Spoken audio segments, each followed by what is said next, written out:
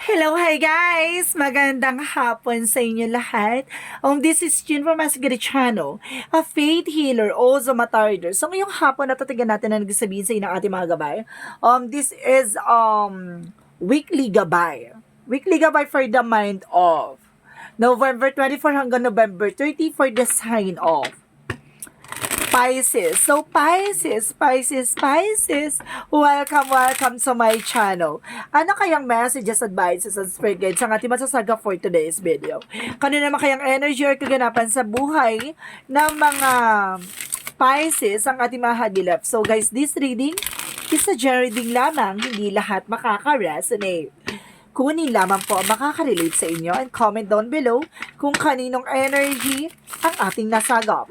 And of course, don't forget to like and subscribe my channel and hit notification bell for more videos update. And of course, maraming salamat po sa mga walang sawang pagsuporta sa aking channel. Lalong-lalo na hindi nag-escape ng ads, naway pagpalain po kayo ng Diyos at may kapal-siksik diglig na guumapa o manambalik sa inyong biyaya. So guys, kumapit-kapit ka dahil ito na mensahe sa iyo ng ating mga gabay.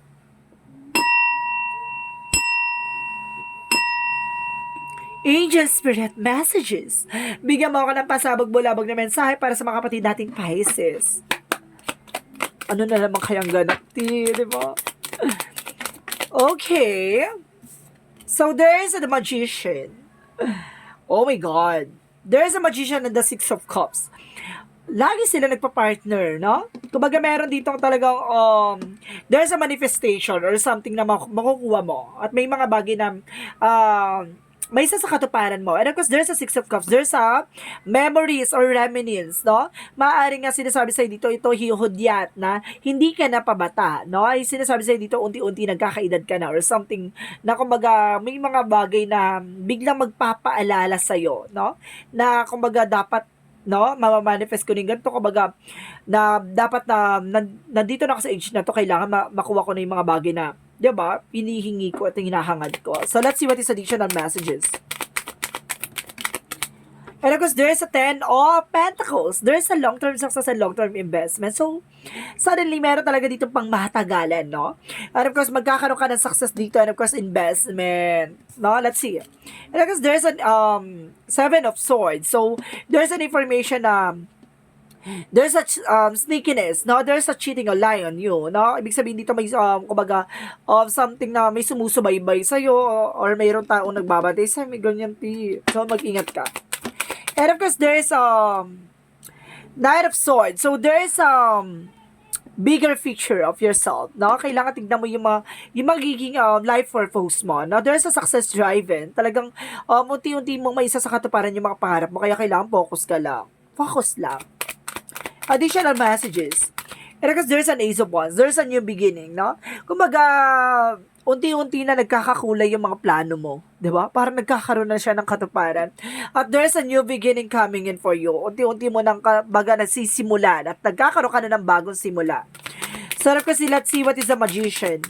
And of course, guys, there's 10 of Cups. There's a happiness na magdadala sa iyo ng manifestation. Let's see what is the Six of Cups.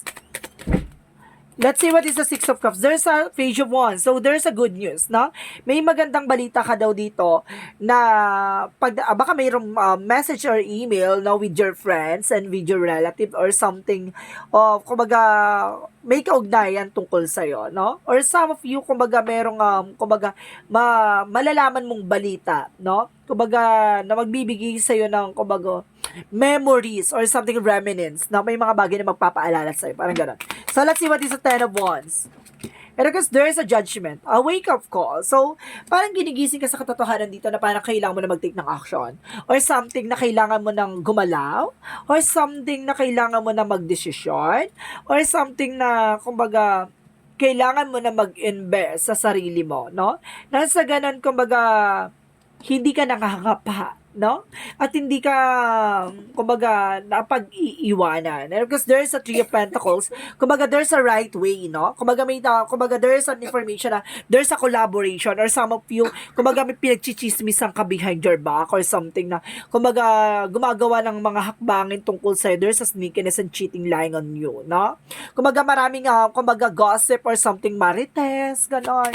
So, let's see what is the Knight of Swords. And of guys, na mayroong ditong Nine of Pentacles. So, there's a practicality and secure pagdating sa finances.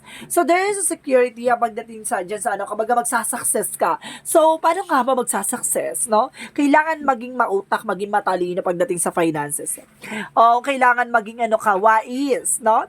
Hindi na gusto yung kumbaga guarantor or something ng ano man yan. Kasi at the end of the time, baka mahirapan ka, no? Maging secure, of course, kumbaga, maging maingat ka pagdating sa pera, no? Mag-iwas ka sa utang. Mag-iwas ka sa mga bayarin. No? Let's see what is the Ace of Wands. So, there's a King of Swords. So, ibig sabihin dito, being a wise. No? Kung gusto mo na bagong simulan mo ngayon. Maging wise at maging listo ka. And of course, there's a Four of Pentacles. Kumbaga sinasabi ng Four of Pentacles dito, protect your power, protect your energy. Always remember na kapag nangutang kami tubo, 'di ba? Sayang yung mga tubo na yon na dapat mo kumbaga nagkakaroon ng investment sa sarili mo. Kaya ganon. Kailangan sinasabi dito na being wise, maging ano ka sa sarili mo na kumbaga invest na itinubo na ng iba yon, kumbaga tinubo mo na yon. Kumbaga ganon.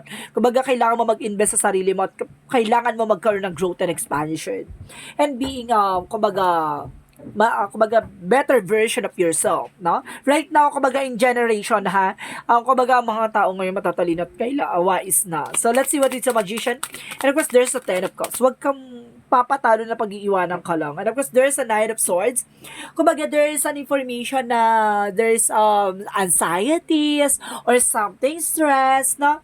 Kumbaga, there's an happiness, yes, oo. Kumbaga, sa likod dito, kumbaga, kumbaga, nape-pressure ka na matupad mo kagad yung mga pangarap mo. So, there's a step by step, no? Kumbaga, sinasabi sa'yo dito na para makalis ka sa situation mo, no, kailangan mong maging matalino sa pagdedesisyon.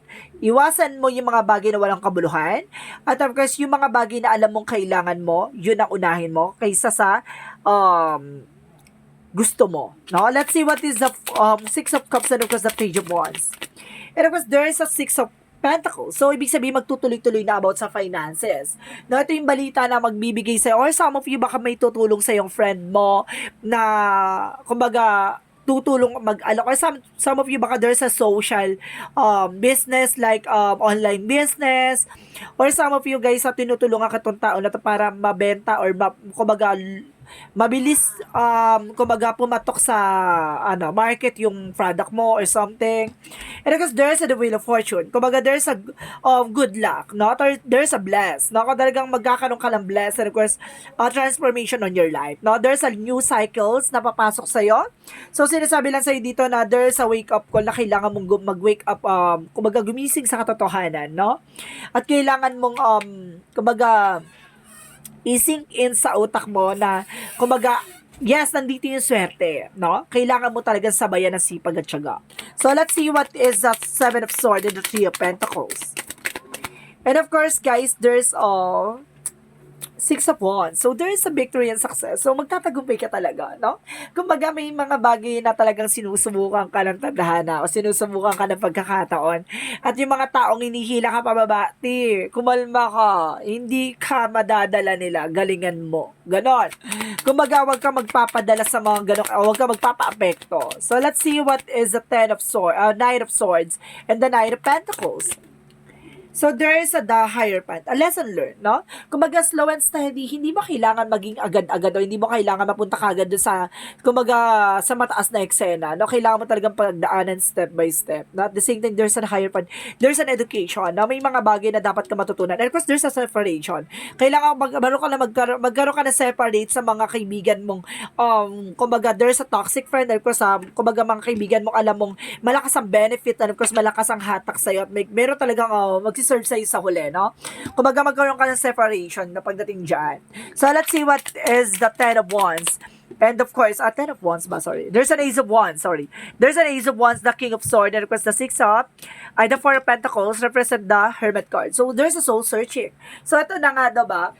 Parang sinasabi dito, nakikita mo na yung life purpose mo. Nakikita mo na talaga yung magiging, kumbaga, mission mo sa buhay mo. No? Ano ba talaga ang kailangan mo? Ano ba talaga ang gusto mo? No? Ano ba talaga ang plano mo? Ganon. Kumbaga, ngayon nagsisingkin sa utang mo yung mga bagay na yan. So, let's see what is the outcome.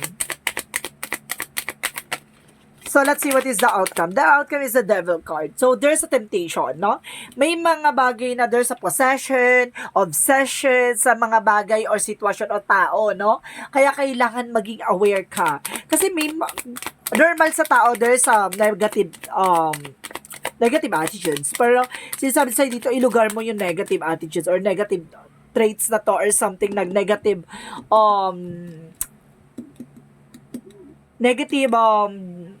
energy, no? Parang there's a negative energy na nasasagap na ating gabay, no? And of course, there's a thing of, oh my God, meron daw dito naiinggit, no? May naiinggit sa'yo. And of course, there's a evil, oh my God, there's an evil contract. Oh my God, may naiinggit behind your back. Kaya, may mga tendencies na kumbaga, nandun ka na sa rurok ng eksena, gusto mo na makuha. Tapos biglang, lagapak. Kasi may tao ba nagkumukontra? May tao nga humaharang.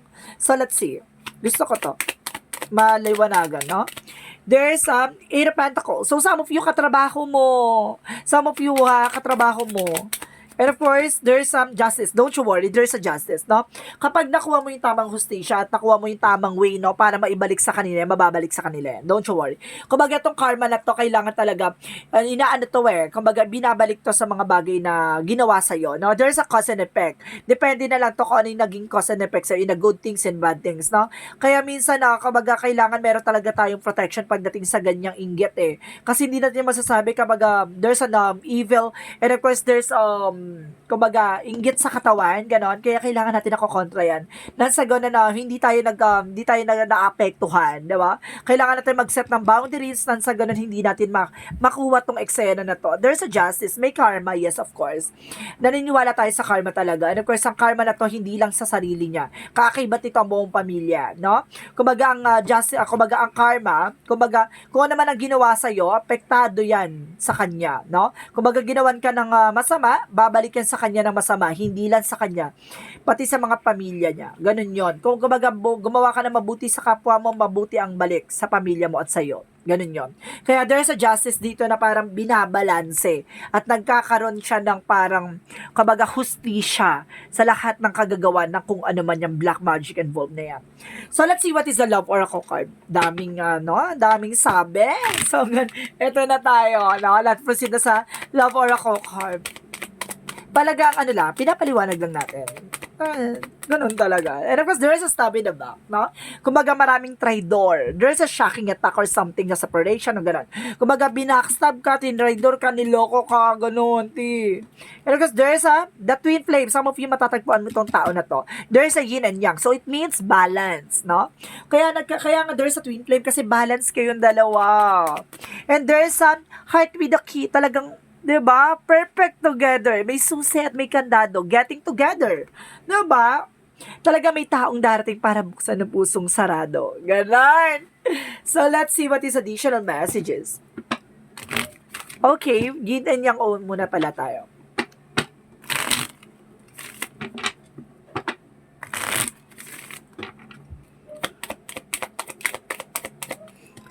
And of course, there's an ego. Isa to, yung pride and of course vanity. Yung sinasabi ko kanina, di ba? Yung mga walang kabuluhang bagay, di ba? Yun yung kailangan mong alisin. And of course, there's an ego. Yan yung ego na sinasabi na, kumbaga, minsan tinatamaan ka talaga ng ego, no? Yung mga, kumbaga, ayaw magpalamang or something. Kumbaga, meron tayong ganun talaga. Lahat ng tao may attitudes ng ganun. Na parang gusto niya merong ganto, na, kumbaga, minsan talaga may atake talaga ng ego sa isang tao, pero kailangan mo maging balance. And of course, there's a vanity. Yun yung mga walang kabuluhang bagay. And of course, there's a pride. Additional messenger. And of course, there's a third party, or some of you, there's a social friend, or mahilig ka sa parties, no? Or some of you, there's a friend, no? Na binabackstab ka. And there's a freedom. So, makakalaya ka na, there's a lot of opportunities coming in for you. Additional messages. And of course, let's see. Sinasabi dito, there's a self-care. So, kailangan mo talaga alagaan yung sarili mo. Kumbaga, mag-meditate ka para yung lakas ng positive energy, no, mapasayo. And of course, let's see what is the fairy messages, magical. Oh my God, pinipita ka. Spiritual teacher. So, some of you, kailangan nyo albularyo or kailangan nyo ng tao na tutulong sa'yo about sa spirituality. Sinasabi dito na maaaring may kakayanan ka or something, there's an abilities or you're also gifted, no? Some of you are also tarot reader, manghihilot, massage therapist.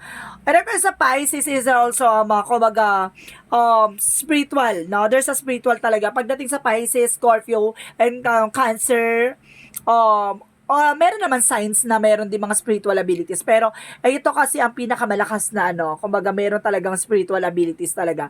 Ang Pisces, Scorpio, and Cancer talaga.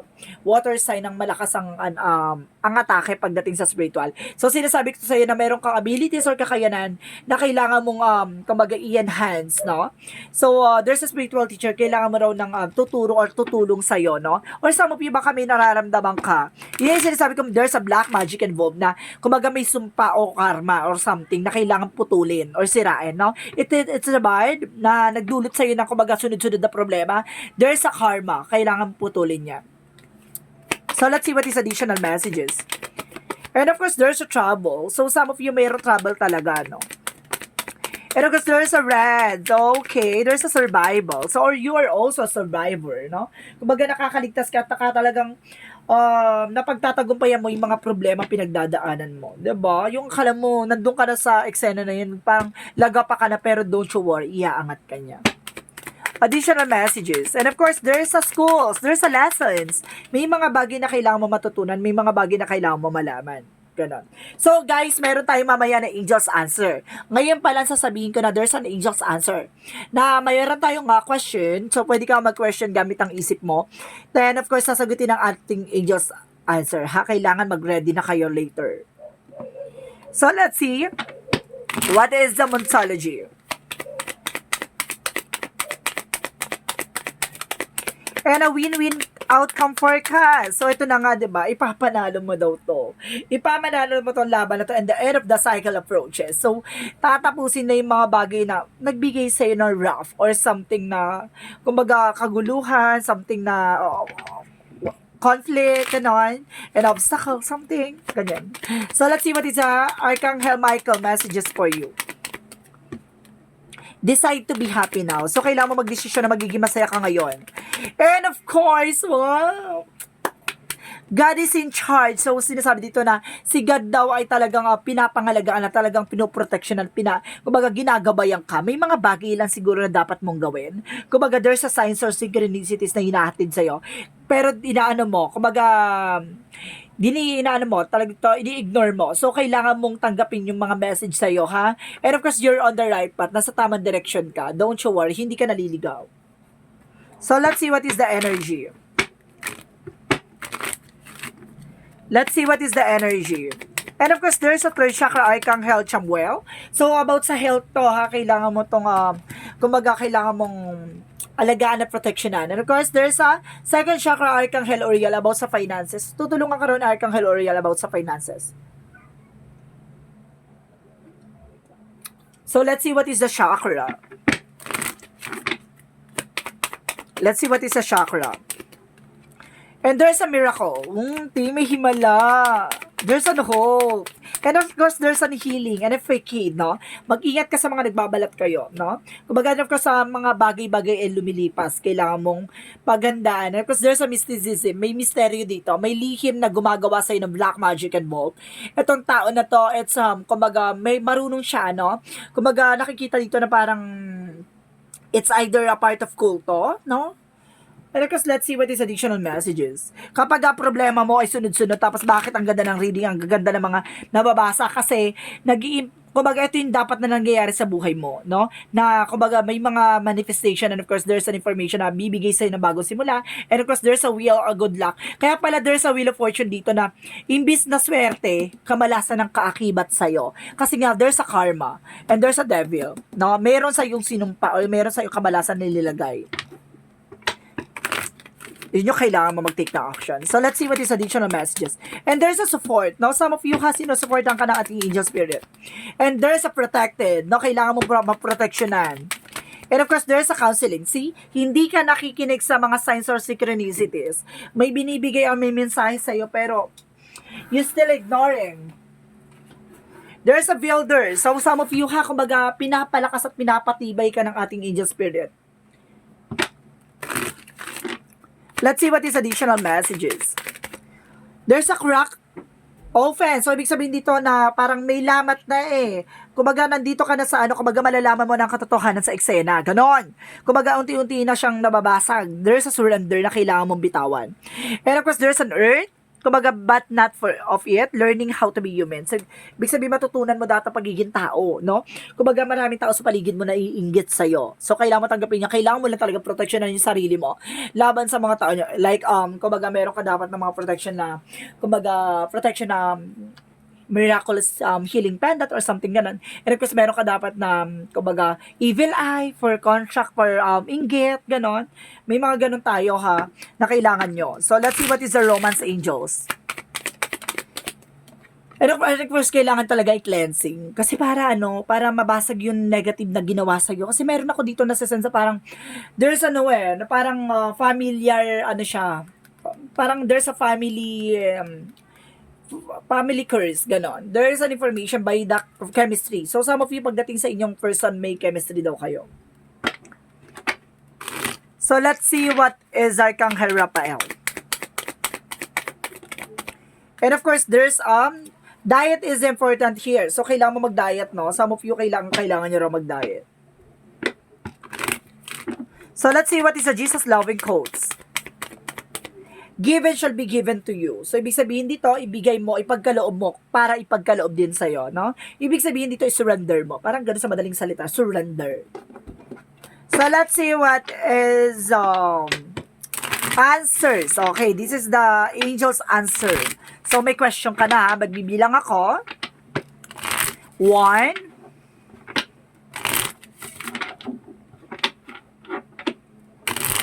2,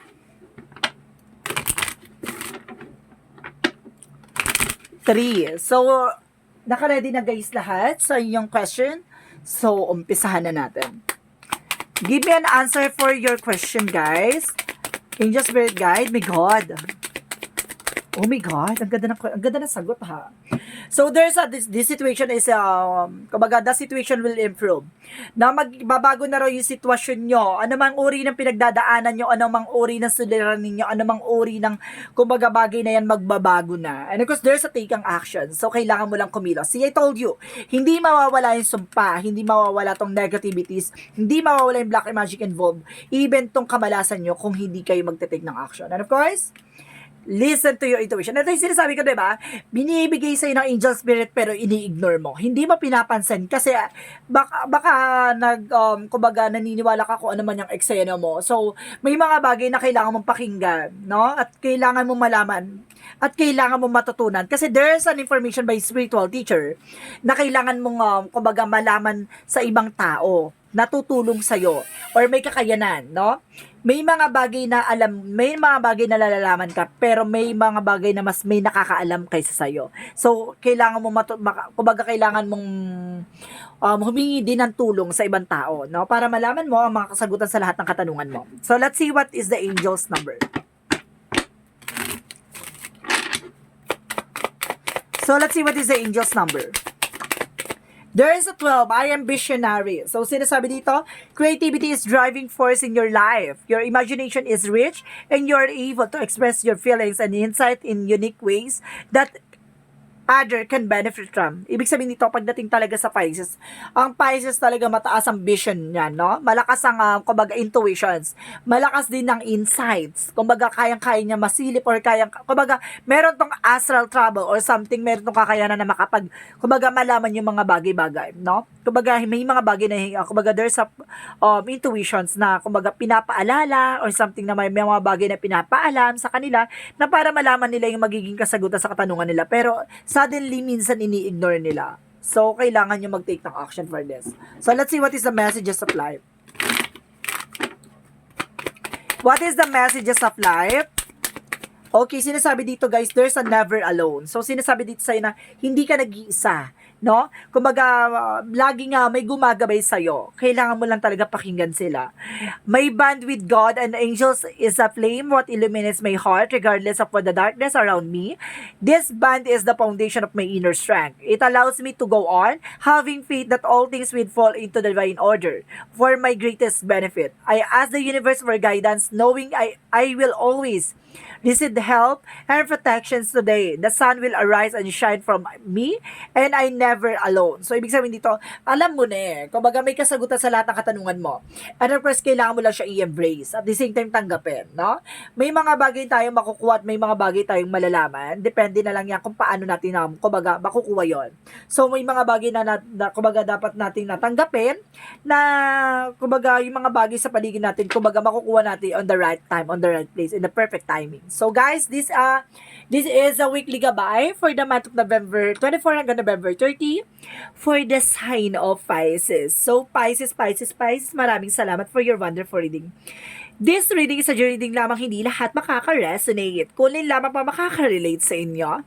And comment down below kung kaninong energy ang ating nasagap. And of course, maraming salamat po sa mga walang sawang pag-suporta sa aking channel. Lalong-lalo na hindi nag-skip ng ads, pagpalain po kayo ng may kapal, siksik, diglig, umapaw na biyaya manabalik sa inyo. Maraming salamat po. And see you in the next video. Bye-bye and babush.